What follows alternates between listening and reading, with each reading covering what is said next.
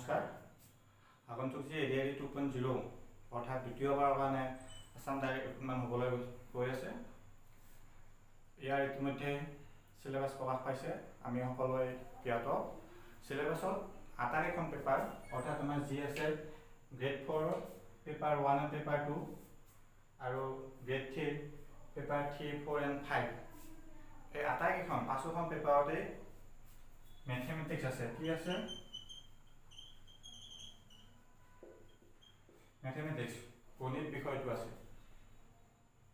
অতিকৈ প্ৰয়োজনীয়, অতিকৈ গুৰুত্বপূৰ্ণ। যদিহে আমাক এটা চাকৰিৰ প্ৰয়োজন তেতিয়াহ'লে এই গণিত আমি ভালকৈ কৰিব লাগিব। যি আহি আছে আমাৰ এক্সাম কি হৈছে, যি সিলেবাস প্ৰকাশ পাইছে বিশেষকৈ থাৰ্ড গ্ৰেডৰ কাৰণে ইয়াতে 30ৰ পৰা 35টাকৈ কুৱেশ্যন দিম বুলি আমাক উল্লেখ কৰিছে মেথছৰ। আৰু ঠিক তেনেদৰে ইয়াতো তেনেকুৱা 25ৰ পৰা 30ৰ ভিতৰত আমাৰ কি আহিব, মেথছৰ কুৱেশ্যন আহিব। নাম্বাৰছ কৈ আছো মই, মাৰ্কটো বাদ দিয়া। 1 আছে, কোনোবাখনত 2 আছে, কোনোবাখনত 1.5 আছে, মাৰ্কছটো বাদ দিয়া। আমাৰ কুৱেশ্যন নাম্বাৰ কৈ আছো 30টা আৰু কোনোবাখন পেপাৰত 35টা আহিব, বাকী দুখন পেপাৰত 30টা আহিব। মুঠতে আমি 30টাৰ পৰা 35টা কুৱেশ্যন মেথছৰ দেখিবলৈ পাম কুৱেশ্যনবিলাকত। গতিকে আমি যদি আমাক এটা চাকৰিৰ প্ৰয়োজন, বেছি সময় নাই, অহা আগন্তুক 6 মাহৰ ভিতৰত আমি চাকৰি পাই যাম। তাৰ বাবে আমি আটাইবিলাক বিষয়ৰ লগতে মেথছটো গুৰুত্ব দিব লাগিব। মেথছক আওকাণ কৰিলে আমি চাকৰিটো পোৱাত বহুতো অসুবিধাৰ সৃষ্টি হ'ব। উক্ত কথাবিলাক লক্ষ্য কৰি মোৰ সামান্য প্ৰয়াস আপোনালোকৰ যাতে সুবিধা হয় এক্সামত, তাৰ বাবে মেথছৰ যিখিনি আমাৰ লাগতিয়াল বিষয়বস্তু আছে তাৰ কিছু ধ্যান, তাৰ কিছু জ্ঞান আমি আলোচনা কৰিম। বিশেষকৈ যোৱাবাৰৰ যি প্ৰথম এডিআৰই হৈছিলে তাৰে যি 5খন পেপাৰ আছিলে, সেই 5খন পেপাৰ এনালাইচিছ কৰিলে বা আমি ভালদৰে লক্ষ্য কৰিলে দেখা পাওঁ যে মই প্ৰথমতে দি লৈছোঁ টুডেজ টপিক ট্ৰায়েংগল। আজিৰ কি টপিকটো ত্ৰিভুজ বুলি মই কৈ লৈছোঁ। কিহৰ কাৰণে? যি 5খন পেপাৰ আছে যোৱাবাৰ এডিআৰই, সেই 5খন পেপাৰ আমি চালে ত্ৰিভুজ টপিকটোৰ গুৰুত্ব আমি বুজি পাওঁ। যিখন 4th গ্ৰেডৰ পেপাৰ 1 আছে তাতে এ সেটত 78 নম্বৰ কুৱেশ্যনটো ত্ৰিভুজৰ ওপৰত আছে। পেপাৰ 2খনত এ সেটৰ 79 নম্বৰ কুৱেশ্যনটো ত্ৰিভুজৰ ওপৰত আছে। তাৰোপৰি পেপাৰ 3 চি সেটৰ 41 নম্বৰ কুৱেশ্যনটো কি আছে, ত্ৰিভুজৰ ওপৰত আছে। মুঠতে 3খন পেপাৰতে এটা এটাকৈ আমাক ত্ৰিভুজৰ কুৱেশ্যন দিছে 5খন পেপাৰৰ ভিতৰত। নহ'লে এবাৰো দিব আমাক ত্ৰিভুজৰ কুৱেশ্যন। গতিকে আমি ত্ৰিভুজ মেথছ কেইটা কৰাৰ আগতে, মেথছ প্ৰেক্টিছ কৰাৰ আগতে ত্ৰিভুজৰ যিখিনি আমাৰ লাগতিয়াল বিষয়বস্তু, মৌলিক বিষয়বস্তু আছে সেইসমূহ আমি জানি লোৱাটো ভাল। ঠিক আছে, আমি এতিয়া কি কৰিম, ত্ৰিভুজৰ যিবিলাক আছে আমি জানিবলগীয়া সেই আটাইবিলাক পঢ়িম। মই কি ক'লোঁ, 5খন পেপাৰৰ ভিতৰত 3টা আমাক ত্ৰিভুজৰ ওপৰত কুৱেশ্যন দিছে। গতিকে আমি ত্ৰিভুজটো কি কি জানিব লাগিব সেই আটাইবিলাক আমি আৰম্ভণিৰ পৰা শেষলৈকে যিমানখিনি পাৰোঁ আমি আলোচনা কৰিম। ত্ৰিভুজ নামটোৰ পৰাই গম পাওঁ, 3ডাল বাহুৰে আগুৰা বন্ধ আয়তফলক কি বুলি কোৱা হয়, ত্ৰিভুজ। 3ডাল বাহু থাকিব লাগিব আৰু ক্ল'জ হ'ব লাগিব। 3ডাল বাহু এনেকৈ থাকিলে নহ'ব, এইটো ক্ল'জ হোৱা নাই, এইটো ত্ৰিভুজ নহয়। গতিকে 3ডাল বাহু থাকিব লাগিব আৰু ক্ল'জ হ'ব লাগিব। তেতিয়াহ'লে এই আৰ্হিটো কি বুলি কোৱা যাব, ত্ৰিভুজ বুলি কোৱা যাব। ঠিক আছে, ত্ৰিভুজৰ কেইডাল বাহু থাকে, 3ডাল বাহু, 3ডাল বাহু থাকে। ঠিক তেনেকৈ কেইটা কোণ থাকে, ত্ৰিভুজৰ কোণ কেইটা থাকে, 3টা কোণ থাকে। শীৰ্ষ বিন্দু কেইটা থাকে, একদম চিম্পল, গ্ৰেড 4 কুৱেশ্যন দি দিব পাৰে যে ত্ৰিভুজৰ শীৰ্ষ বিন্দু কেইটা। গতিকে আমি শীৰ্ষ বিন্দু শব্দটো যদি নাজানো আমি নিশ্চয়কৈ নোৱাৰিম। গতিকে শীৰ্ষ বিন্দু কেইটা, এইটো এটা শীৰ্ষ বিন্দু, শীৰ্ষ বিন্দু 3টা, আনহাতে এইটো এটা শীৰ্ষ বিন্দু। ঠিক আছে, ত্ৰিভুজৰ শীৰ্ষ বিন্দু 3টা, কোণ 3টা আৰু বাহু কেইটা, 3ডাল। ঠিক আছে, এতিয়া আমি যদি ত্ৰিভুজবিলাক আঁকিব চাওঁ, আমি বিভিন্ন ধৰণৰ ত্ৰিভুজ আঁকিব পাৰোঁ। এটা এইটো পাৰোঁ, এনেকৈ এইটো পাৰোঁ, এইটো এটা পাৰোঁ, আমি যিকোনো ত্ৰিভুজ আঁকিব পাৰোঁ, হয় নহয়? এইটো এটা পাৰোঁ, আমি নিজৰ ইচ্ছামতে ত্ৰিভুজ আঁকিব পাৰোঁ। গতিকে এই ত্ৰিভুজবিলাক কিছুমান নিৰ্দিষ্ট গোটত ভাগ হৈ আছে, মানে এই ত্ৰিভুজবিলাকৰ নাম কিছুমান বেলেগ বেলেগ আছে। ঠিক আছে, এতিয়া আমাৰ কি পাইছোঁ, ত্ৰিভুজ এটাত কেইটা বাহু পাইছোঁ, কেইডাল বাহু পাইছোঁ, তিনিডাল বাহু পাইছোঁ, আৰু কোণ কেইটা পাইছোঁ, তিনিটা কোণ পাইছোঁ। মনত ৰাখিব, ত্ৰিভুজৰ কোণ তিনিটা, বাহু তিনিটা আৰু শীৰ্ষবিন্দু তিনিটা। মই লগে লগে এটা কথা কৈ থৈ দিওঁ, যিবিলাক এইখিনি বস্তু জানে, যিবিলাকে আপোনালোকে হওক তোমালোকে হওক, তেওঁলোকে অলপ বৰ পাব, কিন্তু মোৰ উদ্দেশ্যটো সেইটো নহয়। মোৰ উদ্দেশ্যটো হৈছে ত্ৰিভুজটো পঢ়াইছোঁ মই, ত্ৰিভুজৰ যিখিনি লাগতিয়াল একদম যিখিনি জানিবই লাগিব সেই আটাইখিনি মই ক্লিয়াৰ কৰি দিওঁ। মানে আপোনালোকে যদি মই কোৱাখিনিয়ে যে চাফিচিয়েণ্ট সেইটো কোৱা নাই, মই যিখিনি ক'বলৈ গৈ আছোঁ বা আপোনালোকক দিবলৈ চেষ্টা কৰি আছোঁ, সেইখিনি বস্তু যদি ভালদৰে আয়ত্ব কৰি লয়, নিশ্চয়কৈ ত্ৰিভুজৰ ওপৰত যি কুৱেশ্যন আহে আপোনালোকে কৰিব পাৰিব। ঠিক আছে, সেইকাৰণে মই একদম সৰু সৰু একদম যিখিনি ধৰ আমি ক'বলৈ গ'লে LP স্কুলতে পঢ়োৱা হয় তাৰ পৰা আৰম্ভ কৰিছোঁ। এতিয়া ত্ৰিভুজবিলাকৰ নাম আছে। বাহু হিচাপে আমি যদি বাহুটোক লক্ষ্য কৰোঁ, তিনিটা বাহু আছে, এতিয়া বাহু হিচাপে ত্ৰিভুজক ভাগ কৰা হয়, আকৌ কোণ হিচাপে ত্ৰিভুজক ভাগ কৰা হয়। বাহু হিচাপে ত্ৰিভুজ তিনি প্ৰকাৰ। 1 নম্বৰ সমবাহু ত্ৰিভুজ। কি বাহু ত্ৰিভুজ? সমবাহু ত্ৰিভুজ। 2 নম্বৰ সমদ্বিবাহু ত্ৰিভুজ, আৰু 3 নম্বৰ বিষমবাহু ত্ৰিভুজ। ঠিক আছে, বাহু হিচাপে কেই প্ৰকাৰ আমি পালোঁ ত্ৰিভুজ? বাহু হিচাপে 3 প্ৰকাৰ পাইছোঁ। কি কি? সমবাহু ত্ৰিভুজ, সমদ্বিবাহু ত্ৰিভুজ আৰু বিষমবাহু ত্ৰিভুজ।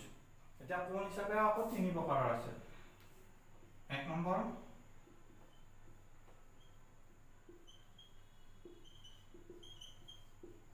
সূক্ষ্মকোণী ত্ৰিভুজ, 2 নম্বৰ সমকোণী ত্ৰিভুজ, আৰু 3 নম্বৰ বৃহৎকোণী বা স্থূলকোণী। স্থূলকোণী বা বৃহৎকোণী ত্ৰিভুজ। এইকেইটা হ'ল নাম, ত্ৰিভুজৰ নাম। ত্ৰিভুজ কেই প্ৰকাৰৰ? বাহু হিচাপে 3 প্ৰকাৰ। আমি কোণ হিচাপে মানে আমি বাহু প্ৰায়ৰিটি দিওঁ, বাহু কেইটা চাওঁ আমি, তেতিয়াহ'লে 3 প্ৰকাৰৰ পাম। আকৌ কোণ কেইটা চালে আমি 3 প্ৰকাৰৰ ত্ৰিভুজ পাম। ঠিক আছে, গতিকে আমি একেলগে 6 প্ৰকাৰৰ ত্ৰিভুজৰ কথা আমি জানিব লাগিব। গতিকে সমবাহু ত্ৰিভুজ কি? আমি নামটোৰ পৰাই গম পাওঁ, সমবাহু। ত্ৰিভুজৰ কেইডাল বাহু থাকে? 3ডাল বাহু। ইয়াতে সম বুলি কোৱা আছে, তাৰমানে কি? যি ত্ৰিভুজৰ 3ডাল বাহু সমান তাক কি বুলি কোৱা হয়? এই ত্ৰিভুজটোক আমি কি নামেৰে ক'ব পাৰোঁ? সমবাহু ত্ৰিভুজ। গতিকে এটা যদি মই ত্ৰিভুজ আঁকো, এই ত্ৰিভুজটোত 3ডাল বাহু আছে, এই 3ডালৰ মান যেনিবা আমি 3 চেণ্টিমিটাৰ বুলি ধৰি লৈছোঁ। তাৰমানে কি? আটাইকেইডাল বাহু সমান, গতিকে এই ত্ৰিভুজটোৰ নাম কি হ'ব? সমবাহু ত্ৰিভুজ। লগে লগে এটা কথা কৈ দিওঁ, যদি সমবাহু ত্ৰিভুজ তাৰ আটাইকেইটা কোণো সমান, 60 ডিগ্ৰী, 60 ডিগ্ৰী, 60 ডিগ্ৰী, হয়নে? সমবাহু ত্ৰিভুজৰ আটাইকেইটা কোণ সমান আৰু আটাইকেইডাল বাহু সমান হয়। এতিয়া এই যে 60 যে টোটেল কিমান পাওঁ? 180 ডিগ্ৰী। মানে আমি এইটো কথা মনত ৰাখিম, ত্ৰিভুজৰ তিনিওটা কোণৰ মান কিমান? আমি ত্ৰিভুজৰ যদি তিনিওটা কোণ যি ত্ৰিভুজেই হওক তিনিওটা কোণৰ যোগফল সদায় কিমান? আমাৰ 180 ডিগ্ৰী। মনত ৰাখি থ'ব, যিখিনিয়ে জানা বা আপোনালোক বা তোমালোক যিসকলে জানে বা জানা তেওঁলোকৰ কাৰণে ন' ডাউট, আৰু যিসকলে আৰম্ভণিৰ পৰা শিকিম বুলি ভাবিছে তেওঁলোকৰ কাৰণে অতি গুৰুত্বপূৰ্ণ। ত্ৰিভুজৰ তিনিওটা অন্তকোণ বা তিনিওটা কোণৰ সমষ্টি বা যোগফল বা সমষ্টি, এক্সামত কি আহে? আহিব যোগফল বা সমষ্টি কিমান? 180 ডিগ্ৰী। ঠিক আছে, গ'ল সমবাহু ত্ৰিভুজ গ'ল। এতিয়া সমদ্বিবাহু ত্ৰিভুজ। সমদ্বিবাহু ত্ৰিভুজ নামটোৰ পৰাই আমি গম পাওঁ, সমদ্বিবাহু। যি ত্ৰিভুজৰ দুটা বাহু সমান, যি ত্ৰিভুজৰ দুটা বাহু সমান সেই ত্ৰিভুজকে কি বুলি কোৱা হয় সমদ্বিবাহু ত্ৰিভুজ মই ইয়াতে এটা ত্ৰিভুজ আঁকি দেখাই দিছো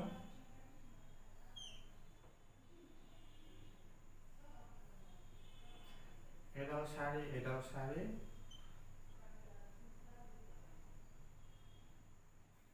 ঠিক এই ত্ৰিভুজটো হৈছে সমদ্বিবাহু ত্ৰিভুজ কিহৰ কাৰণে এনেকুৱাই যে থাকিব তেনেকুৱা নহয় যদি চাবা যদি ত্ৰিভুজটোত দুডাল বাহুৰ মান সমান থাকে বা কৈ দিয়া থাকে বা এনেকৈ মান দিয়া থাকিব তেতিয়াহ'লে এই ত্ৰিভুজটো আমি কি ত্ৰিভুজ বুলি ক'ব পাৰোঁ সমদ্বিবাহু ত্ৰিভুজ বুলি ক'ব পাৰোঁ কাৰণ কিয় ইয়াতে এই দুডাল বাহু কি হৈ আছে সমান আছে ঠিক আছে এইটো হ'ল সমদ্বিবাহু ত্ৰিভুজ এইটোৰো তিনিটা কোণৰ যোগফল 180 পাম কিন্তু ইয়াতে এটা কথা চাব সমদ্বিবাহু ত্ৰিভুজৰ দুটা কোণৰ মান সমান কোন দুটা কোণৰ মান সমান এই দুডাল বাহু সমান ইয়াতে সমবাহু ত্ৰিভুজত কেইটা কোণ সমান আছিলে তিনিটা কোণ সমান আছিলে কাৰণ যেহেতু তিনিটা যোগফল 180 ডিগ্ৰী গতিকে তিনিটা সমান হলে 180 কে 3 এ ডিভাইড কৰিলে 60 60 হয় তাৰ মানে আমি ক'ব পাৰো কি তিনিটা কোণৰ মান 60 ডিগ্ৰী সমবাহু ত্ৰিভুজত সমদ্বিবাহু ত্ৰিভুজ আমি এনেকৈ ক'ব নোৱাৰো কিন্তু এটা কথা ক'ব পাৰো সমদ্বিবাহু ত্ৰিভুজৰ যি দুডাল বাহু সমান ইয়াতে মই যদি ত্ৰিভুজটোৰ নাম দিও এ বি সি তেতিয়াহ'লে কোন দুডাল বাহু সমান এ বি সমান এ সি এ বি সমান এ সি তেতিয়াহ'লে এই সমান বাহু দুডালে লগ লগা কোণটোক বাদ দি ইয়াতে ক'ত লগ লাগিছে সমান বাহু দুডাল এই কোণটোক লগ লাগিছে এই কোণটোক বাদ দিবা এই কোণটোক বাদ দি যি দুটা কোণ থাকে সেই দুটা কোণ সমান মানে এই দুটা কোণ সমান মই কি কৈছো সমদ্বিবাহু ত্ৰিভুজৰ দুটা কোণ সমান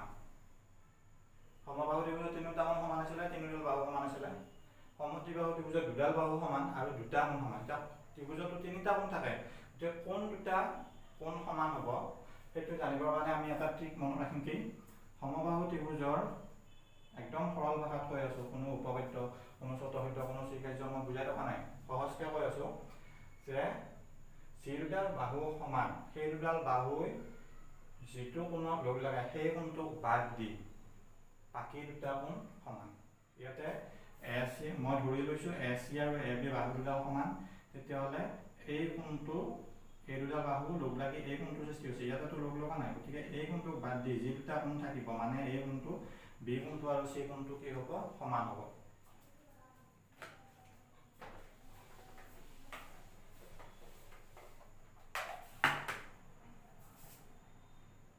এবাৰ এটা ত্ৰিভুজ আঁকি আছো মই এই ত্ৰিভুজটোত এডাল 5 সেন্টিমিটাৰ এডালো 5 সেন্টিমিটাৰ এডাল 3 সেন্টিমিটাৰ ঠিক আছে মই মানকেইটাৰ পৰা কি গম পাওঁ পি কিউ আৰ ত্ৰিভুজটো এটা সমদ্বিবাহু ত্ৰিভুজ কাৰণ ইয়াতে এই দুডাল বাহু সমান আছে গতিকে আমি সমদ্বিবাহু ত্ৰিভুজতো দুটা কোণ সমান থাকিব মই কৈ গৈছো তেতিয়াহ'লে ইয়াতে কোন দুটা কোণ সমান থাকিব এটা কোণ আছে পি কোণ এটা কোণ কিউ কোণ এটা কোণ আৰ কোণ যেহেতু সমান বাহু দুডালে পি কোণত লগ লাগি আছে গতিকে এই কোণটোক বাদ দি বাকি যি দুটা কোণ থাকিব সেই দুটা কোণ সমান অৰ্থাৎ angle P equal to angle আৰ সমবাহুত যেনেকৈ আমি মানসমূহ ক'ব পাৰো ইয়াতে আমি মান ক'ব নোৱাৰো যিকোনো হ'ব পাৰে ত্ৰিভুজটোৰ ওপৰত নিৰ্ভৰ কৰিব কিন্তু সমবাহু ত্ৰিভুজৰ তিনিটা কোণৰ মান সমান সেইকাৰণে আমি 60 ডিগ্ৰী কৈ ক'ব পাৰো ঠিক আছে সমবাহু গ'ল সমদ্বিবাহু গ'ল এবাৰ আছে বিষমবাহু ত্ৰিভুজ কি ত্ৰিভুজ আছে এবাৰ বিষমবাহু ত্ৰিভুজ নামটোৰ পৰা আমি গম পাওঁ বিষমবাহু যি ত্ৰিভুজৰ কি এটাও বাহু সমান আনটোৰ লগত সমান নহয় মানে যি ত্ৰিভুজৰ তিনিডাল বাহু বেলেগ বেলেগ একদম সহজকৈ আমি কি ক'ব পাৰোঁ যি ত্ৰিভুজৰ তিনিডাল বাহু অসমান বা সমান নহয় এডাল 2 সেন্টিমিটাৰ ধৰি ললো এডাল 4 সেন্টিমিটাৰ ধৰি ললো এডাল 5 সেন্টিমিটাৰ ধৰি ললো এটা কি আছে তিনিডাল বাহু বেলেগ বেলেগ মাপৰ হয় জোখৰ হয় এখানে এই ত্ৰিভুজটো আমি বাহু হিচাপে কি ক'ব পাৰো এই ত্ৰিভুজটোৰ নাম কি ক'ব পাৰো আমি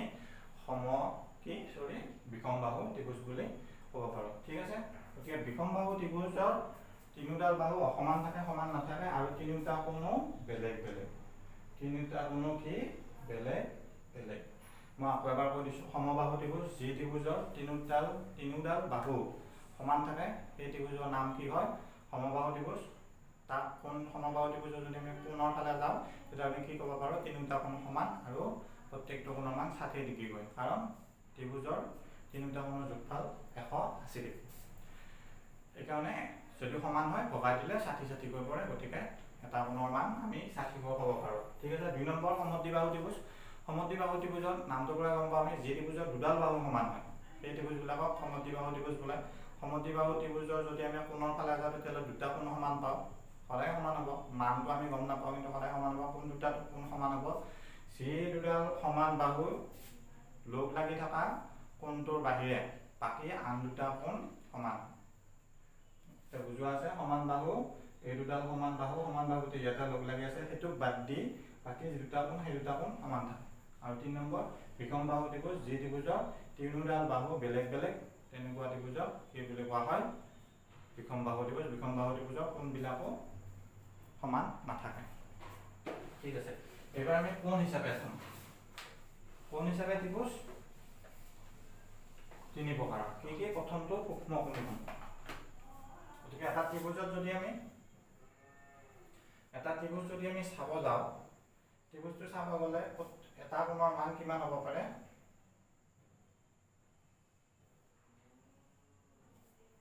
এই কোণবিলাকৰ মান থাকে নহয়, 0 ডিগ্ৰী কোণৰ মান, 2 ডিগ্ৰী, 3 ডিগ্ৰী, 4 ডিগ্ৰী, তেনেকৈ আমি কিমান টোটেল কিমান পাওঁ? 180 ডিগ্ৰী পাওঁ। ঠিক আছে।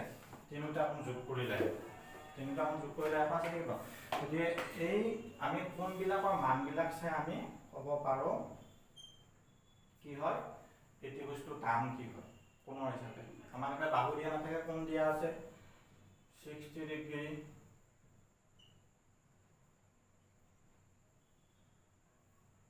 65 ডিগ্ৰী,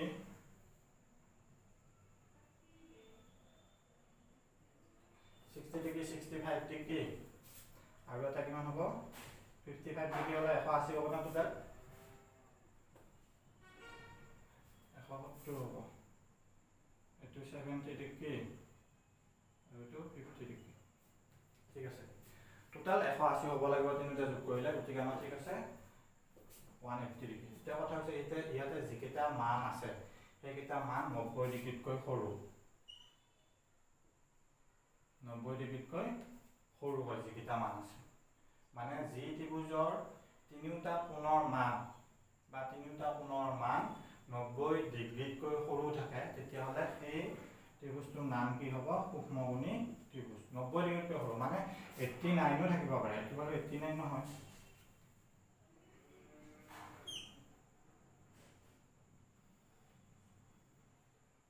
এই ত্ৰিভুজটোত ধৰি ল'লো এইটো 89 ডিগ্ৰী, তেতিয়াহ'লে এইটো 50 ডিগ্ৰী, এইটো 31 ডিগ্ৰী। 180 হৈছে টোটেল।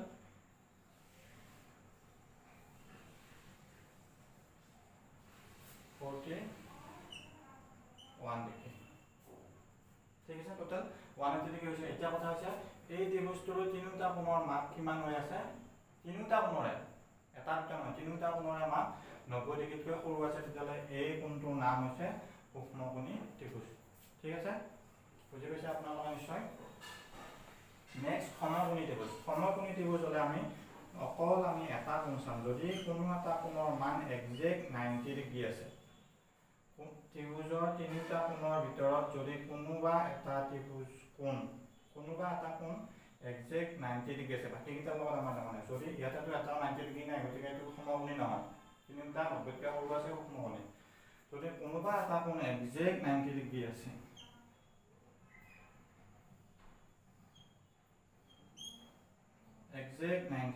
আছে, তেতিয়াহ'লে সেই কোণটোৰ নাম হৈছে সমকোণী ত্ৰিভুজ। বুজি পাইছেনে নিশ্চয়? নেক্সট এবাৰ স্থূলকোণী। স্থূলকোণী ত্ৰিভুজ বা বৃহৎকোণী ত্ৰিভুজ। যদি কোনোবা এটা ত্ৰিভুজৰ এটা কোণৰ মাপ 90 ডিগ্ৰীতকৈ ডাঙৰ,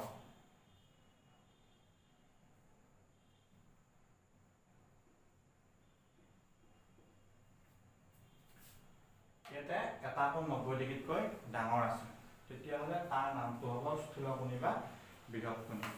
কি ক'লো মই? যদি সূক্ষ্মকোণী ত্ৰিভুজ হয় তেতিয়াহ'লে তিনিওটা কোণৰ মাপ 90 ডিগ্ৰীতকৈ, এই কোণটোতো দুটা কোণৰ মাপ 90 ডিগ্ৰীতকৈ সৰু আছে, কিন্তু 90 ডিগ্ৰী দুটা কোণ থাকিলে নহ'ব, তিনিওটা কোণৰ মান 90 ডিগ্ৰীতকৈ সৰু থাকিব লাগিব, তেতিয়াহ'লে সেই কোণটো সেই ত্ৰিভুজটোৰ নাম হ'ব সূক্ষ্মকোণী ত্ৰিভুজ। আকৌ যেতিয়া এটা কোণ একজেক্ট 90 ডিগ্ৰী থাকিব, বাকীকেইটাৰ লগত দৰকাৰ নাই, যদি এটা যিকোনো এটা একজেক্ট 90 ডিগ্ৰী থাকে একদম 90 ডিগ্ৰীৰ সমানে, তেতিয়াহ'লে সেই ত্ৰিভুজবোৰৰ নাম কি হ'ব, আমি কি ত্ৰিভুজ বুলি ক'ব পাৰিম, সমকোণী ত্ৰিভুজ। আৰু যদি যিকোনো এটা ত্ৰিভুজৰ কোণৰ মাপ 90 ডিগ্ৰীতকৈ ডাঙৰ হয়, তেতিয়াহ'লে তাক আমি কি বুলি ক'ব পাৰিম, স্থূলকোণী বা বৃহৎকোণী ত্ৰিভুজ বুলি ক'ব পাৰিম। ঠিক আছে, বুজি পাইছোঁ? এতিয়া ত্ৰিভুজ আমি গম পালোঁ, এতিয়া ত্ৰিভুজৰ আমি কি পঢ়িব লাগিব, পৰিসীমা আৰু কালি। ত্ৰিভুজৰ পৰিসীমা আৰু কালি। প্ৰথমতে আমি কি পঢ়ি লওঁ, পৰিসীমা।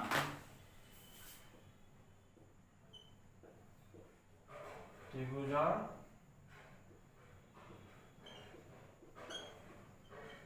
পৰিসীমা।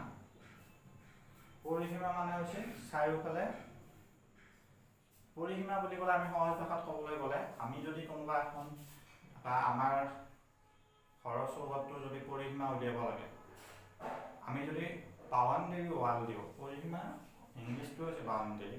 আমি যদি 52 ৱাল দিওঁ, কিমানখিনি দীঘল ৱাল দিব লাগিব, মানে চাৰিওফালে ঘূৰাই আমি কিমান দীঘল ৱাল দিব লাগিব, সেইটোৱে হৈছে পৰিসীমা। মানে ত্ৰিভুজ এটাৰ পৰিসীমা বুলি ক'লে, যিকোনো ধৰণৰ ত্ৰিভুজত আমি এইখিনিৰ পৰা জুপি এনেকৈ জুপি আহি ইয়ালৈকে আহিব লাগিব, জুপি আহি ক'লৈকে আহিব লাগিব, ইয়ালৈকে আহিলে আমি যিমান পাম সেই মানটোৱে যে পৰিসীমা। যদি এইডাল আমাৰ 4 হয়, মোক জাষ্ট এইডাল যদি 3 হয় আৰু এইডাল যদি 4.5 হয়, বা এইডাল 4 দিম হয়, এইডাল যদি 5 দিওঁ, তেতিয়া আমাৰ সহজ হ'ব, চেণ্টিমিটাৰ, তেনেহ'লে এই ত্ৰিভুজটোৰ পৰিসীমা কিমান হ'ব, 5 + 3 + 4 কিমান হ'ব, 12। 5 + 3 + 4 = 12। এই ত্ৰিভুজটোৰ পৰিসীমা কিমান হ'ব, 12 চেণ্টিমিটাৰ হ'ব।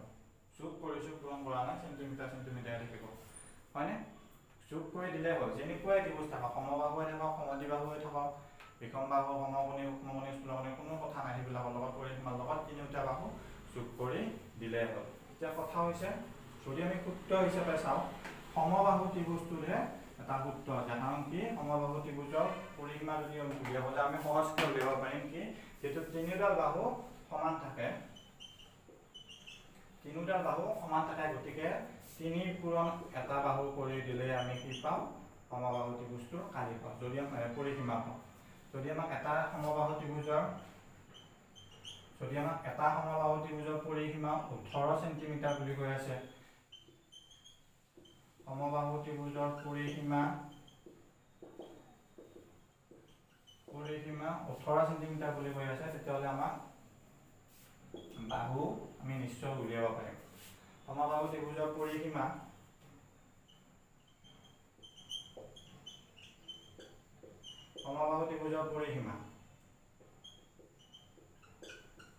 3 পূৰণ বাহু, ঠিক আছে।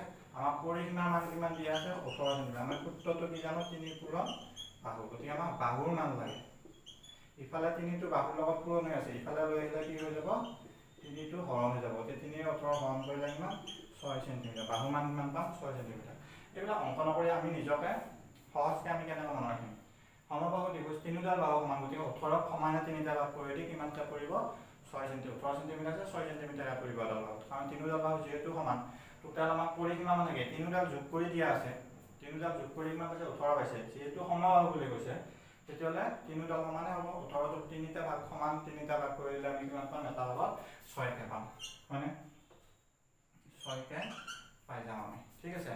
এবাৰ আকৌ নেক্সট আমাক কি কৈছে, যদি আমাক বাহু আঠ দিয়া আছে, পৰিসীমা সুধি আছে, তেতিয়াহ'লে আমি সূত্ৰটোত বহাই দিম, যিহেতু সমবাহু আছে, সমবাহুৰ পৰিসীমা কিমান, 3 পূৰণ বাহু, গতিকে বাহু কিমান দিয়া আছে, 8 দিয়া আছে, 8 × 3 = কিমান, 24 চেণ্টিমিটাৰ হ'ব সমবাহু ত্ৰিভুজটোৰ পৰিসীমা। যদি বাহু দিয়া থাকে, পৰিসীমা সদায় পূৰণ কৰি দিম, আৰু যদি পৰিসীমা দিয়া থাকে, মনত ৰাখিব যোগ কৰি দিয়া আছে, তিনিওডাল সমান। যদি সমবাহু শব্দটো থাকে, তিনিওডাল সমান যোগ কৰি দিয়া আছে, গতিকে আমাক সমানকৈ 3টা ভাগত ভাগ কৰি দিলে বাহু পাই যাম। ঠিক আছে।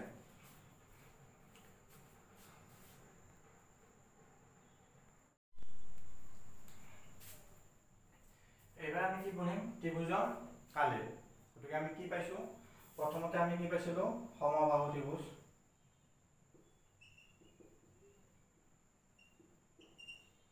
সমবাহু ত্ৰিভুজৰ কালি মই যদি এক্সট্ৰাকৈ চাওঁ, সমবাহু ত্ৰিভুজৰ কালি কি হৈছে আমাৰ? √3/4 বাহু স্কুৱাৰ। বাহু স্কুৱাৰ মানে কি? বাহু পূৰণ বাহু। এইটো উত্তৰ আমি যদি মনত ৰাখি থওঁ তেনেহ'লে বহুতো কুৱেশ্যন আমি কৰিব পাৰিম। মই আগতে যি কৈছোঁ, যোৱাবাৰ এডিআৰিত যি 3খন পেপাৰত 3টা প্ৰশ্ন আহিছিলে ত্ৰিভুজৰ কালিৰ ওপৰত, তাৰ ওপৰত এই সমবাহু ত্ৰিভুজৰ কালিৰ ওপৰত 2টা কুৱেশ্যন আছে 2খন পেপাৰত। গতিকে এইটো অতি গুৰুত্বপূৰ্ণ। এইবাৰো দি দিব পাৰে, নিদিব পাৰে, কিন্তু দি দিবও পাৰে। গতিকে এইটো কি? √3/4 বাহু স্কুৱাৰ। যদি আমাক সমবাহু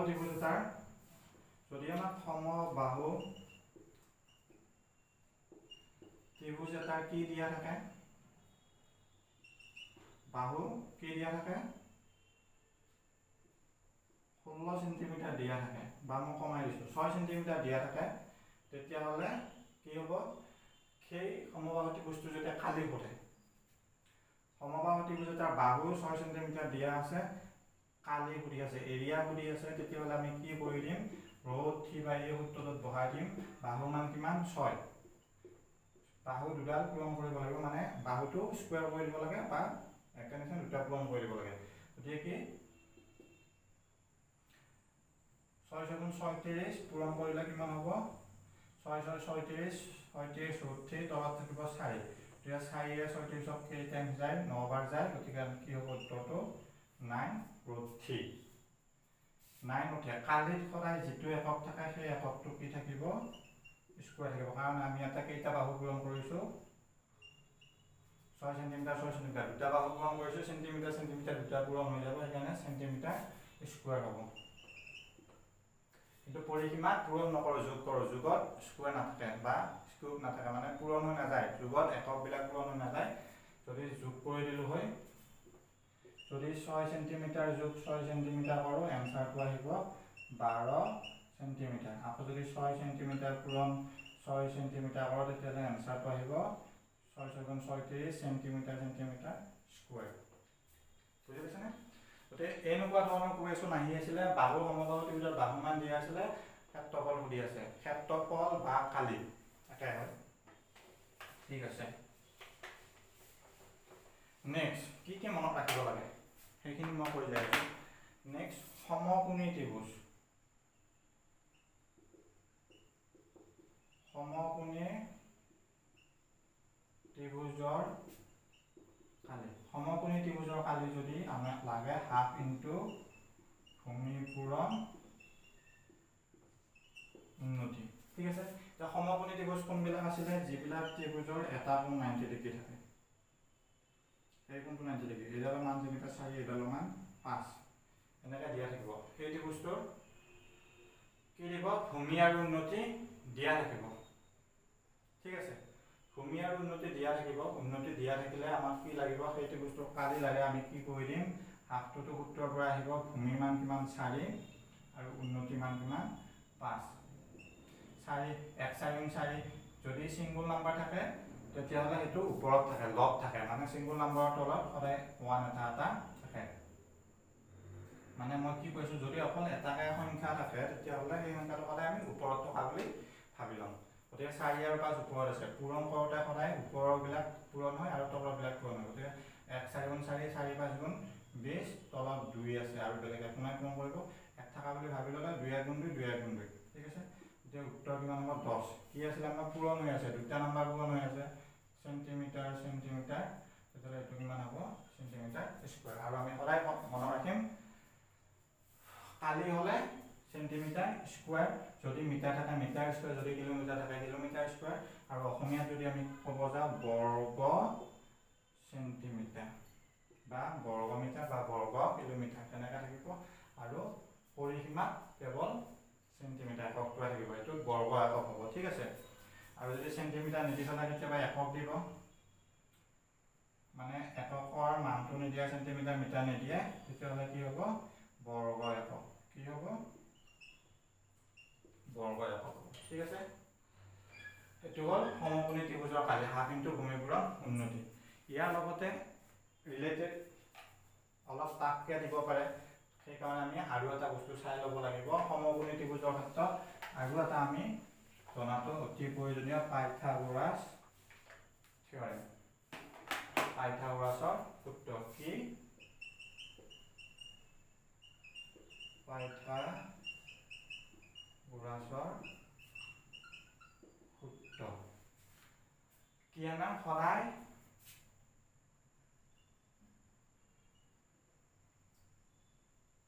কৰ্ণ স্কোয়াৰ ইকুয়াল টু ভূমি স্কোয়াৰ যোগ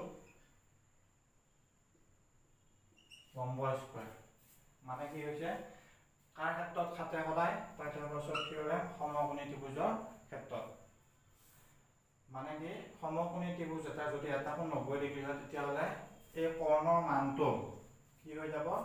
ভূমি আৰু লম্বৰ স্কোয়াৰৰ যোগফলৰ সমান। কৰ্ণৰ বৰ্গ মানে যদি অসমীয়াত ক'ব যাওঁ, কৰ্ণডালৰ বৰ্গ সদায় ভূমিৰ বৰ্গ আৰু উন্নতি বা লম্বৰ বৰ্গৰ যোগফলৰ সমান।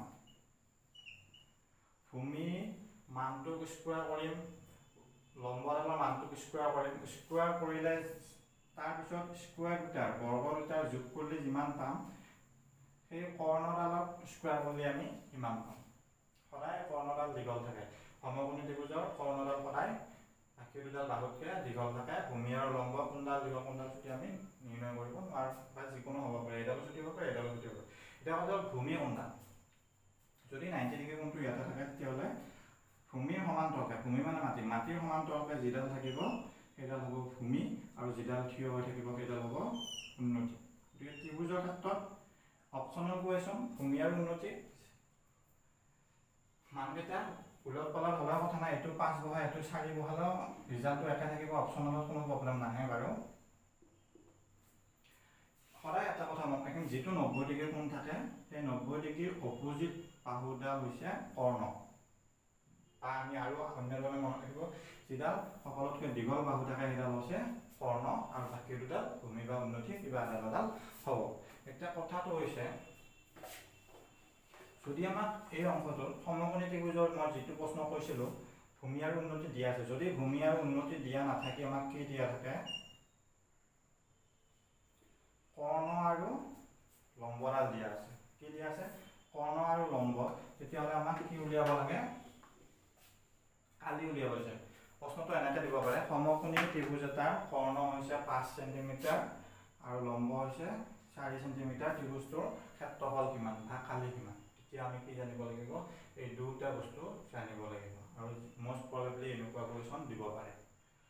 সমকোণী ত্ৰিভুজৰ কালি আমি হাফ পূৰণ ভূমি পূৰণ উন্নতি জানো। এতিয়া এই দুটা দিয়া থকা বস্তু ছবিটো দিব পাৰে নিদিবও পাৰে, প্ৰশ্নটোতে দিব পাৰে লম্ব 4 চেণ্টিমিটাৰ আৰু কৰ্ণ 4 চেণ্টিমিটাৰ। কেতিয়াবা ভূমি সুধিব পাৰে বা কালি সুধিব পাৰে। বুজি পাইছে? যদি ভূমি সোধে এই সূত্ৰটোৰ পৰা আমি উলিয়াই ল'ম, আৰু যদি কালি সোধে সেই সূত্ৰটোৰ পৰা ভূমিডাল আমি উলিয়াই ল'ব, কাৰণ আমাক কি লাগে? উন্নতি বা লম্ব এটা বস্তু। লম্ব 4 দিয়া আছে, ভূমি আমাক দিয়া নাই, গতিকে আমাক ভূমিটোতো লাগিব, প্ৰশ্নটোত কৰ্ণহে দিয়া আছে, গতিকে আমি ভূমিডাল আমি সেই পাইথাগোৰাছৰ সূত্ৰৰ পৰা উলিয়াই ল'ব লাগিব। মই কি কৈ আছোঁ বুজি পাইছে নে আপোনালোকে?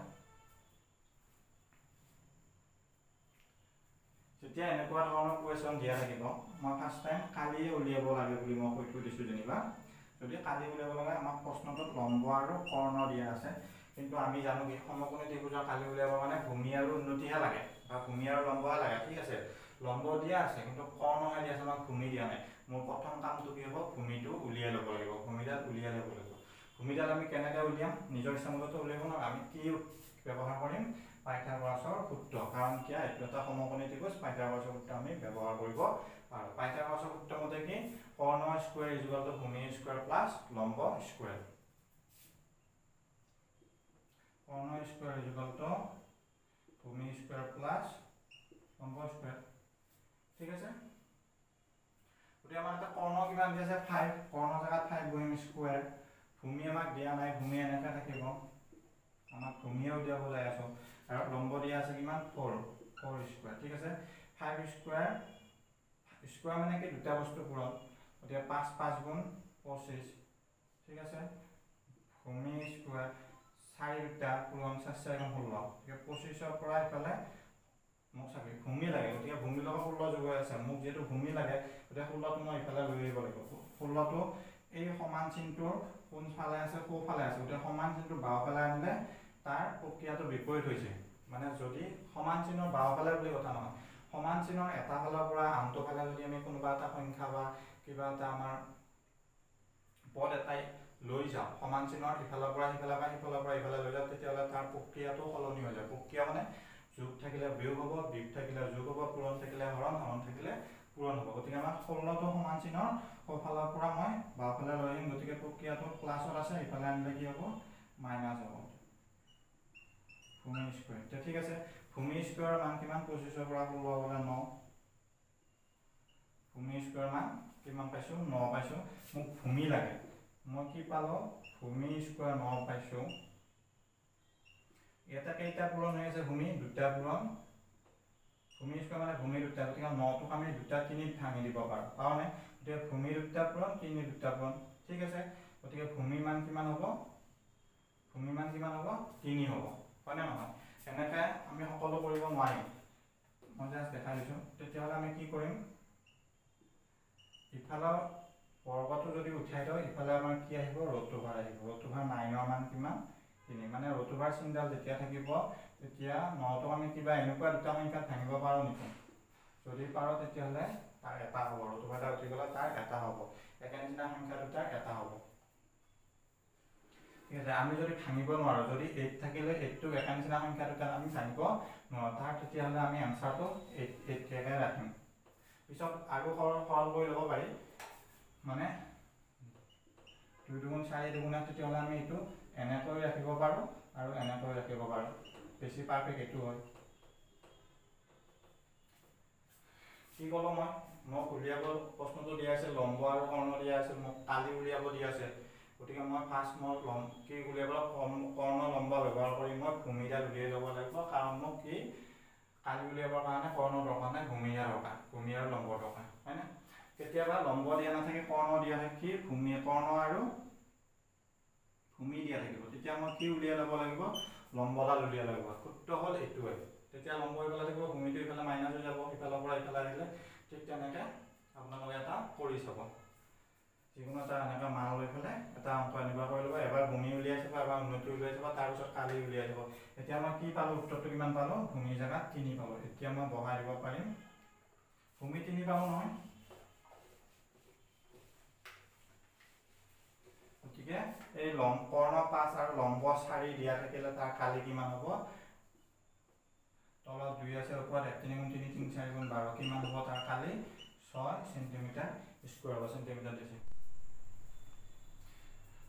গতিকে আমি কি জানিলোঁ, মই প্ৰকাৰ কৈ দিছোঁ, সমবাহু ত্ৰিভুজৰ ক্ষেত্ৰত যদি কালি উলিয়াব লাগে যিকোনো এটা বাহু দিয়া থাকিব, তিনিটা বাহু সমান থাকে যিহেতু, গতিকে সমবাহু ত্ৰিভুজৰ ক্ষেত্ৰত কালি কি √3/4 বাহু স্কোৱাৰ, বাহু পূৰণ বাহু। ঠিক আছে, আকৌ সমকোণী ত্ৰিভুজৰ ক্ষেত্ৰত যদি এটা আমাৰ 90 ডিগ্ৰী দিয়া থাকে তেতিয়াহ'লে আমাক কি লাগিব, ভূমি আৰু লম্ব লাগিব, লম্ব বা উন্নতি যিকোনো এটা। ঠিক আছে, গতিকে সমকোণী ত্ৰিভুজৰ ক্ষেত্ৰত ভূমি আৰু লম্ব দুটা দিয়া থাকিবও পাৰে, দিয়া থাকিলেতো সহজে হ'ল, ডাইৰেক্ট আমি বহাই দিম, আৰু যদি দিয়া নাথাকে যিকোনো এটা দিয়া থাকিব, যদি ভূমি আৰু উন্নতি দিয়া থাকে বা লম্ব দিয়া থাকে, ভূমি আৰু কৰ্ণ দিয়া থাকে, তেতিয়াহ'লে আমি কি উলিয়াই ল'ব লাগিব, লম্ব বা উন্নতিডাল উলিয়াই ল'ব। আকৌ যদি লম্ব আৰু কৰ্ণ দিয়া থাকে তেতিয়াহ'লে আমি কি উলিয়াই ল'ব লাগিব,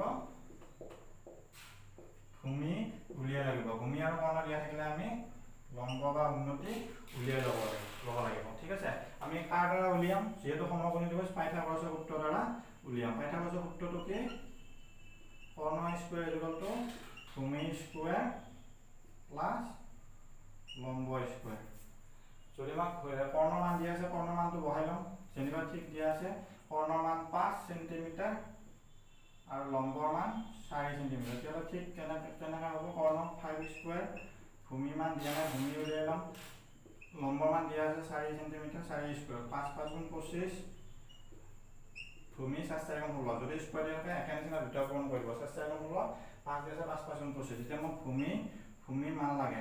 এতিয়া 16টো ইফালে আনিলে কি হ'ব 25 মাইনাছ 16, 25ৰ পৰা 16 গ'লে কিমান 9। গতিকে ভূমি স্কুৱেৰৰ মান কিমান 9। গতিকে ভূমি মান কিমান হ'ব, ভূমি স্কুৱেৰৰ মান 9 হ'লে ভূমি মান হ'ব √9। √9 মানে স্কুৱেৰটো সমান চিহ্ন ইফালে লৈ আহিলে √9 হৈ যায়। গতিকে √9 যদি হয় √9ৰ ভিতৰত যিটো সংখ্যা তাক এনেকুৱা দুটা সংখ্যাত ভাঙি দিব যি দুটা পূৰণ কৰিলে এই সংখ্যাটো পায়। গতিকে 9 আমি 3 দুটাত ভাঙি দিব পাৰোঁ। 3 দুটাত ভাঙিলে 3 পূৰণ 3 9 পাওঁ। গতিকে উত্তৰটো হ'ব 3। √9ৰ ভিতৰত একে দুটা সংখ্যা থাকিলে এটা হৈ যায়। ঠিক আছে। গতিকে আমি তেতিয়াহ'লে ভূমি মানটো আমি 3 বহাই আৰু লম্ব মানটো 4 বহাই আমি অংকটো কৰিব পাৰিম। ঠিক একেদৰে যদি ভূমি দিয়া নাই লম্ব দিয়া আছে তেতিয়াহ'লে কি ভূমি দিয়া আছে লম্ব দিয়া নাই, ঠিক একেদৰে এইটো 4 বহাই আমি কি কৰিম অংকখিনি কৰিম।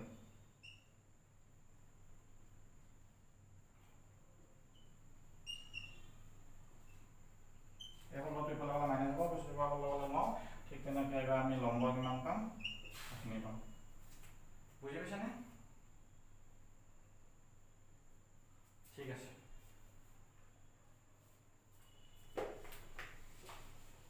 নেক্সট আমি আৰু কি চাব পাৰোঁ, হিৰণৰ সূত্ৰ বুলি এটা সূত্ৰ আছে। সেই সূত্ৰটোৰ পৰা আমি ত্ৰিভুজৰ কালি উলিয়াব পাৰোঁ। মানে আমি সমকোণী ত্ৰিভুজ আৰু সমবাহু ত্ৰিভুজৰ ক্ষেত্ৰতে চালোঁ। যদি অন্য ধৰণৰ ত্ৰিভুজৰ কথা কোৱা থাকে মানে তিনিওডাল বাহু বেলেগ বেলেগ দিয়া যায় তেতিয়াহ'লে আমি বিশেষকৈ বিষম বাহু ত্ৰিভুজ বা সমদ্বিবাহু ত্ৰিভুজ তিনিওডাল বাহু যদি বেলেগ বেলেগ দিয়া থাকে তেতিয়াহ'লে আমি কি কৰিব পাৰিম 3 5 4 এই ত্ৰিভুজটো যদি কালি উলিয়াব লাগে আমি সমবাহু ত্ৰিভুজ নহয় ৰুথিবাইকৰ বাহু স্কুৱাৰ কৰিব বা কিন্তু ভূমিকোণ উন্নতি দিয়া নাই, ভূমি কোণডাল আমি নাজানো। গতিকে কি হ'ব 90 ডিগ্ৰী যিহেতু নাই ইয়াতে সেইটো কোণত কৰিব নোৱাৰোঁ। পাৰিম আমি বহুত অংকত বহুত কিবা কিবি প্ৰচেছ আগবাঢ়িব লাগিব উন্নতি উলিয়াবলৈ হ'লে। গতিকে আমি এটা সহজ উপায় আছে কি সূত্ৰ হিৰনছ ল, হিৰণৰ সূত্ৰ। ঠিক আছে। হিৰণৰ সূত্ৰ আমাৰ প্ৰথমে প্ৰয়োজন হ'ব সেমি পেৰিমিটাৰ অৰ্ধ পৰিসীমা। ক্লাছ 9ৰ বস্তু নিশ্চয় চাগে এইখিনি। অৰ্ধ পৰিসীমা আমাৰ s বুলি ডিনোট কৰা আছে। s = a + b + c / 2, a + b + c / 2। s মানে কি অৰ্ধ পৰিসীমা। আমি পৰিসীমা শিকি আহিলোঁ, পৰিসীমা আধাটো হৈছে অৰ্ধ পৰিসীমা। ইয়াতে পৰিসীমা কিমান হ'ব 5 4 9 9 3 12 যোগ কৰিব লাগে তিনিডাল পৰিসীমা হ'লে। প্ৰথমতে কৈছোঁ নহয় যে পৰিসীমা আধা 12 আধা কিমান 6 নিশ্চয় 6 হ'ব। আৰু a b c বস্তুকেইটা আমি ধৰি ল'ম। যদি এডাল a ধৰোঁ এডাল b ধৰোঁ এডাল কি হ'ব c হ'ব। গতিকে আমি 5 4 3 / 2 12/2 = 6 সেন্টিমিটাৰ। অৰ্ধ পৰিসীমা কিমান পালোঁ আমি 6 সেন্টিমিটাৰ। এতিয়া হিৰণৰ সূত্ৰটো কি আহিব মানে কালি সূত্ৰটো হ'ব s s - a s - b আৰু s - c। বুজি পাইছে? s s - a s - b s - c। s টো কি যিটো অৰ্ধ পৰিসীমা যি পাইছোঁ আমি 6, a টো কি হয় যিটো 5 পাইছোঁ, b টো কি হয় যি আমি ধৰি লৈছোঁ 4। এইকেইটা ধৰি লওঁ আমি। কোনোবাই 3টো এড কৰিব পাৰে, 4টো 5টো b ধৰিব পাৰে, 4টো c ধৰিব পাৰে, তাৰ লগত কোনো কথা নাই। তো এতিয়া যদি আমি মানবিলাক বহুৱাই দিওঁ ইয়াতে কি হ'ব s ৰ মান কিমান পাইছিলোঁ আমি 6 পাইছিলোঁ, s ৰ মান 6, a ৰ মান কিমান ধৰি লৈছিলোঁ আমি 5, s ৰ মান 6, b ৰ মান কিমান ধৰি লৈছিলোঁ আমি 4, s ৰ মান 6 আৰু c ৰ মান কিমান লৈছিলোঁ 3। গতিকে এই ব্ৰেকেট থকা মানে পূৰণ হৈ আছে, এই চাৰিটা বস্তু পূৰণ হৈ আছে। চাৰিটা সংখ্যা পূৰণ হ'ব 6 পূৰণ 6 × 5 গ'লে 1 পূৰণ 6 × 4 গ'লে 2 পূৰণ 6 × 3 গ'লে 3।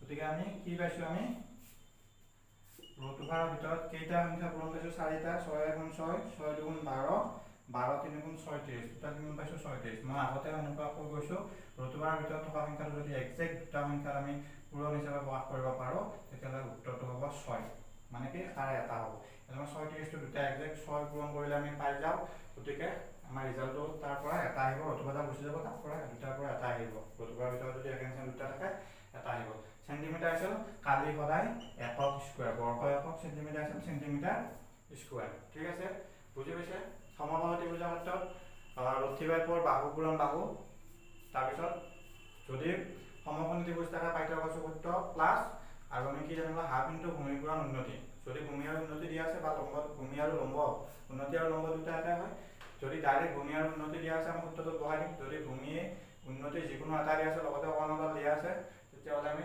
পাইথাগোৰাছৰ সূত্ৰৰ পৰা দিয়া নথকা দাল যদি ভূমি দিয়া নাই ভূমি উলিয়াই দিম যদি লম্ব দিয়া নাই লম্ব উলিয়াই লৈ তাৰপিছতে আমি হাফ ইনটু ভূমি পূৰণ উন্নতিত আমি বহুৱাই দিম ঠিক আছে আৰু যদি হিৰণৰ সূত্ৰ আছে মানে যদি সেই দুটা সূত্ৰত নপৰে তিনিটা বাহু বেলেগ বেলেগ দিয়া আছে তেতিয়াহ'লে তাৰে সেই ত্ৰিভুজটো কালি উলিওৱা অন্য এটা উপায় হৈছে হিৰণৰ সূত্ৰ হিৰণৰ সূত্ৰত কি লাগিব আমি অৰ্ধ পৰিসীমা জানিব লাগিব এছ হৈছে অৰ্ধ পৰিসীমা সেমি পেৰিমিটাৰ অৰ্ধ পৰিসীমা আমি জানো পৰিসীমা তিনিটা যোগ কৰিলে পাওঁ তিনিটা যোগ কৰি 2 দি হৰণ এ বি সি আমি নিজৰ ইচ্ছামতে ধৰি ল'ম তাৰপিছত 2 ৰে হৰণ কৰিলে আমি পাই যাম কি পাম অৰ্ধ পৰিসীমাটো পাই যাম এতিয়া মেইন আমি মনত ৰাখিব লগা হৈছে হিৰণৰ সূত্ৰ হিৰণৰ কালি সূত্ৰটো মানে ত্ৰিভুজৰ কালি সূত্ৰ যেটো হিৰণে আগবঢ়াইছিল হিৰণ এজন মেথমেটিচিয়ান হয় তেতিয়াহ'লে যেটো কালি সূত্ৰ আগবঢ়াইছিল সেইটো হৈছে ৰুতুবাৰৰ ভিতৰত s পূৰণ s - a পূৰণ s - b পূৰণ s - c মানে চাৰিটা বস্তু আমাৰ পূৰণ হৈ থাকিব এটাকেইটা উঠালে আমি পূৰণ পাতিব লাগিব ঠিক আছে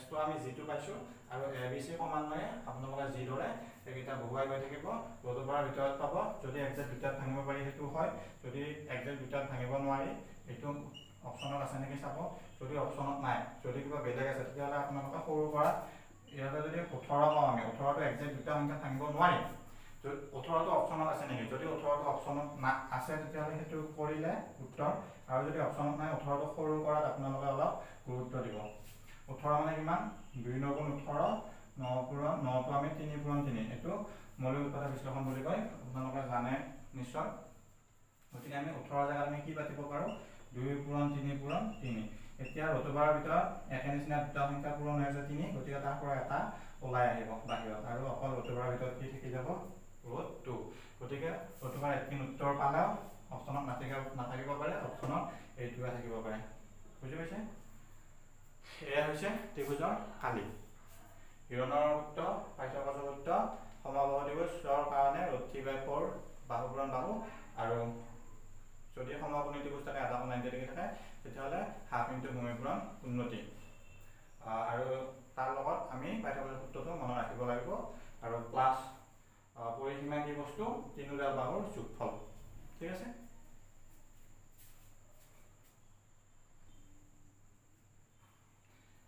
এতিয়া আমি কি আলোচনা কৰিম এই ত্ৰিভুজৰ ওপৰত যি যোৱাবাৰ এডিআৰি মানে প্ৰথম এডিআৰি তিনিখন পেপাৰ তিনিটা কুৱেশ্যন আহিছিলে সেই কুৱেশ্যন কেইটা আমি অলপ আলোচনা কৰি লওঁ পেপাৰ 1ত সেট এ কুৱেশ্যন নম্বৰ 78 যেটো আছিলে সেইটো ত্ৰিভুজৰ ওপৰত আছিলে 12 সেন্টিমিটাৰ বাহুৰ দৈৰ্ঘ্যৰ সমবাহু ত্ৰিভুজ এটাৰ কালি পেপাৰ 1 খন নিশ্চয় কিহৰ আছিলে গ্ৰেড 4 ৰ আছিলে ক্লাস 10 লেভেলৰ আছিলে চাগে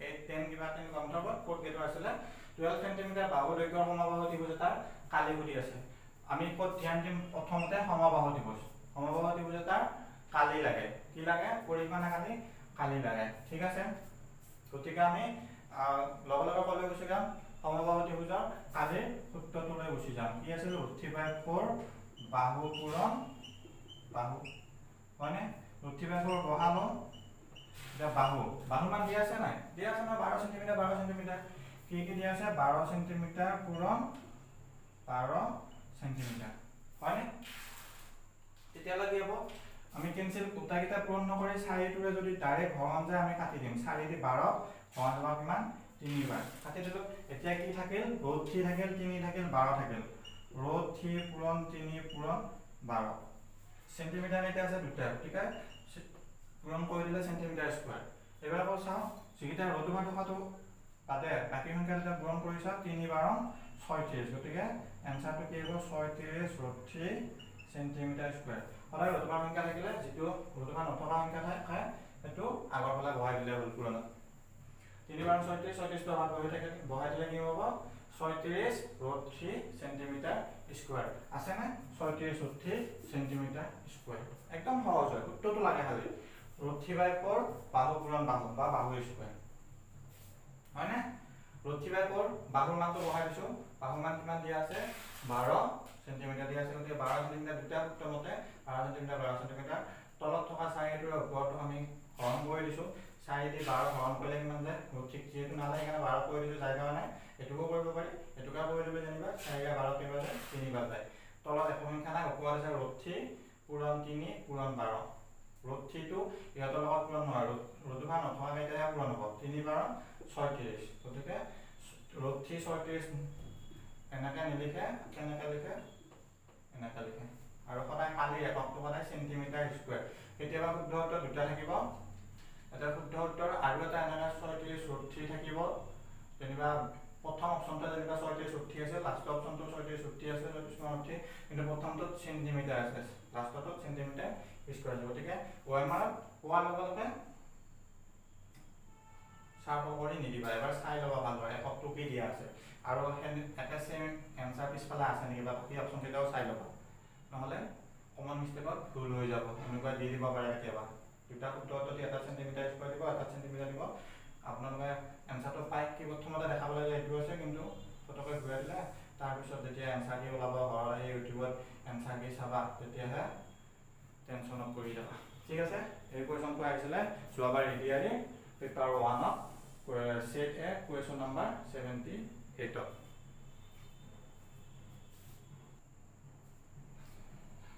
next অন্য এটা কোৱেশ্চন যেটো এডিআৰই যোৱাবাৰত আহিছিলে পেপাৰ 2 মানে গ্ৰেড 4 ৰে হয় set a question number 79 এই কোৱেশ্চনটো কি আছে কোনো এটা ত্ৰিভুজৰ তিনিটা বাহুৰ যোগ হৈছে তিনিটা বাহুৰ যোগ আমাক দিয়া আছে কিমান 2.3 সেন্টিমিটাৰ 20 মিলিমিটাৰ আৰু 23 মিলিমিটাৰ ঠিক আছে 2.3 সেন্টিমিটাৰ 20 মিলিমিটাৰ আৰু 23 মিলিমিটাৰ এই ত্ৰিভুজটো সুধি আছে এতিয়া চাবে এটোত কমন মিস্টেক বহুতৰ হৈ গৈছিল চাগে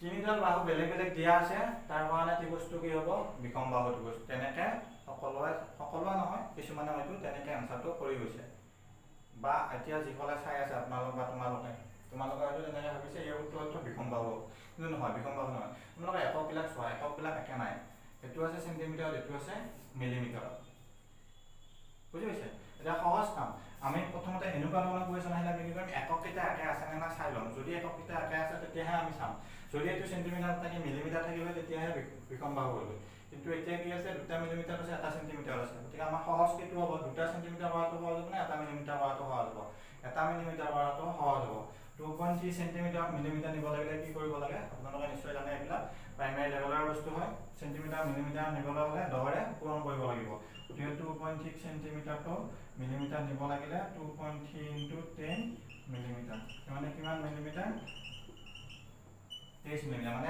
1 সেন্টিমিটাৰ 10 মিলিমিটাৰ আছে হয় না এখানে 10 মাল্টিপ্লাই কৰিব লাগে গতিকে 2.3 সেন্টিমিটাৰ মানে আমি কিমান পাওঁ 23 মিলিমিটাৰ গতিকে এতিয়া চাই লওক এতিয়া কি হৈ গ'ল দুটা বাহু সমানে হৈ গ'ল সব 2.3 সেন্টিমিটাৰ আৰু 23 মিলিমিটাৰ তো সেম হয় দুটা বাহু সমান হৈ গ'ল 20 মিলিমিটাৰ এটো বেলেগ হয় তেতিয়ালে ইয়াৰ শুদ্ধ উত্তৰটো কি হ'ব সমদ্বি বাহু দুটা বাহু সমান মানে কি সমদ্বি বাহু ত্ৰিভুজ যদি দেখা ফটককে চাই পিনে আমি কি ক'ব পাৰো উত্তৰটো সহজ বুলি ক'ব পাৰো বা আমাৰ কাৰণে সহজ হয় যিসকলে আমি পঢ়িছো বা যিসকলে জানো কিন্তু যিখিনি একদম নতুনকে পঢ়িম বুলি ভাবিছে নতুনকে যে এক্সাম দিম বুলি ভাবিছে তেওঁলোকৰ কাৰণে অলপ কঠিন হ'ব আমি সকলে ফাৰ্স্ট কি চাইলাম এনেকুৱা ধৰণৰ কোৱেশ্চন দিলে একক কেইটা চাইলাম সেন্টিমিটাৰ মিলিমিটাৰ গোটাই এটা সেম হয় না নহয় যদি বেলেগ বেলেগ হয় আমি সেম কৰি লম 2 মিলিমিটাৰ আছে 1 সেন্টিমিটাৰ আছে আমি এই যেটো সেন্টিমিটাৰ আছে তাকো আমি মিলিমিটাৰ কৰি লম 3 মিলিমিটাৰ আছে এতিয়া আমি সংখ্যা কেইটা চাম এতিয়া সংখ্যা কেইটা চালে দেখা পাও যে 3 মিলিমিটাৰ কৰতে আমি দুটা কি পাইছো মিলিমিটাৰত পাইছো কি দুটা 23 দুটা পাইছো গতিকে দুটা বাহু সমান তিনিটা বাহু যোগ দি আছে তো গতিকে এই বাহুডালে আৰু এই বাহুডালে সমান গতিকে কি হৈ যাব সমদ্বি বাহু ত্ৰিভুজ হৈ যাব ঠিক আছে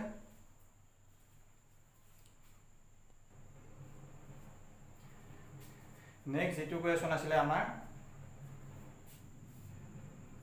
পেপাৰ 3 যিখন থাৰ্ড গ্ৰেডৰ কোৱেশ্চন হয় কুৱেশ্যন নাম্বাৰ 41 সেট সি সি সেটৰ কুৱেশ্যন নাম্বাৰ 41 যিখন পেপাৰ 3 ত্ৰিভুজৰ এটা কুৱেশ্যন আহিছিলে কি দিছিলে এটা সমবাহু ত্ৰিভুজৰ পৰিসীমা হৈছে 6 সেমি আকৌ সমবাহু ত্ৰিভুজ কি ত্ৰিভুজ সমবাহু ত্ৰিভুজ কি সুধি আছে কালি সুধি আছে গতিকে সমবাহু ত্ৰিভুজৰ কালি কি √3/4 বাহু পূৰণ বাহু এটা মেইন কথা কৈছে আমাক কি দিয়া নাই বাহু দিয়া নাই কি দিয়া আছে পৰিসীমা দিয়া আছে প্ৰত্যেকটো বস্তুৱে আপোনালোকে যেহেতু এটা প্ৰশ্ন কৰিলে 1 নম্বৰ পাব আৰু এটা প্ৰশ্নত 3 ঘণ্টা আছে এটা প্ৰশ্ন 3 ঘণ্টা আছে গতিকে যিবিলাক জিকে হয় সেইবিলাকত ইমান সময় নালাগে যিখিনি জানা প্ৰশ্নটো পঢ়াৰ লগে লগে উত্তৰটো মনত আহি যাব কিন্তু মেথছৰ খিনি ধৰ এটা কুৱেশ্যনত 5 মিনিট মানকে কিমান যাব 5 মিনিট মানকে দিলে বহুত হৈ যাব ন 2 মিনিট মানকে এটা কুৱেশ্যনত তোমালোকে পাবা বা আপোনালোকে পাব এতিয়া ভালদৰে প্ৰত্যেকটো বস্তু